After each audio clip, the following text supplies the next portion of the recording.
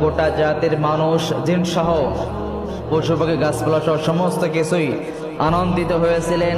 তেমন যেদিন রাসূল সাল্লাল্লাহু আলাইহি সাল্লাম দুনিয়া ছেড়ে বিদায় নেন, সেই দিন শুধু আরববাসী না, গোটা পৃথিবী জুড়ে এক কান্নার ভয়াবহতা রূপ নিয়েছিল, এক কষ্টের ভয়াবহতা রূপ নিয়েছিল। সবাই কষ্টের মধ্যে দিন কাটাচ্ছিল, কারো ঘুম নাই, খাওয়া নাই। এক সপ্তাহ জুড়ে চুলার আগুন জ্বলে অনেক সাহাবীর ঘরে। মানুষ এত কান্নাকাটি করেছিলেন, এত কষ্ট পেয়েছিলেন। শুধু মানুষ না, পাখিরা পর্যন্ত অশ্রু ঝরেছিল পাখিদের চোখ দিয়ে, পাখিরা পর্যন্ত কান্নাকাটি করেছিল। শুধু তাই না, আসমান জমির সমস্ত কিছু সেই দিন রাসূল সাল্লাল্লাহু আলাইহি সাল্লামের বিদায়ে পৃথিবী ভারী হয়ে গিয়েছিল। সবাই যেন অশ্রু সিক্ত বলতে চেয়েছে যে আমরা আজ মহামানবকে হারিয়ে ফেললাম। এর চাইতে কষ্টের বিষয় আর কি হতে পারে?